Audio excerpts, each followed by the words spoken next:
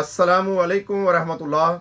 मेरे अजीज़ भाइयों और दोस्तों और बहनों, न्यूज़ जसर टीवी के चैनल पर मैं आपको खुशामदीद कहता हूँ।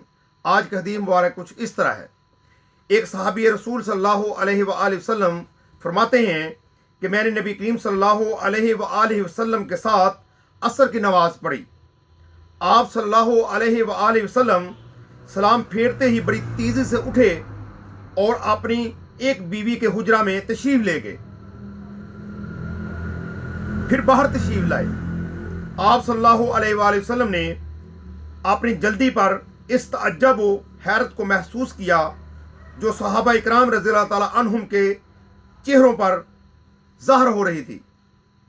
इसलिए आप सल्लल्लाहु अलैहि वसल्लम ने फरमाया कि नमाज में मुझे सोने का एक डला याद आ गया जो हमारे पास तकसीम से बाकी रह गया था।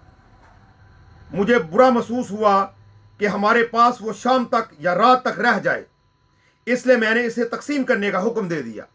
सुबहान अल्लाह, माशा अल्लाह। मेरे भाइयों और दोस्तों और बहनों, पूरी कायनात के सरदारुल अंबिया सल्लल्लाहु अलैहि वसल्लम की आदत मुबारक देख लें कैसी है कि आप सल्लल्लाहु अलैहि वसल्लम ने ये बहुत ही ज़्यादा बुरा महसूस किया कि दुनिया का माल मेरे पास रात भी न रहे। आप सल्लल्लाहु अलैहि वसल्लम रात होने से पहले पहले नमाज तोड़कर नमाज में से जल्दी जल्दी अपने घर में गए और इसको तकसीम करके फिर दोबारा आ गए। मेरे भाई और दोस्तों, हमें हर वक्त दुनिया की फ़िक्र लगी रहती है।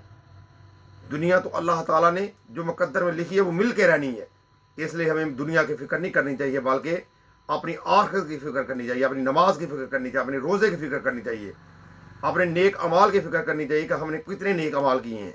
अल्लाह से दुआ है कि अल्लाह ताला हम गुनाहगारों को भी आप सल्लल्लाहु अलैहि वसल्लम के नक्शे कदम पर चलने की तौफीक अता फरमाए। आमीन सुम्मा आमीन। अस्सलामु अलैकुम वरहमतुल्लाह।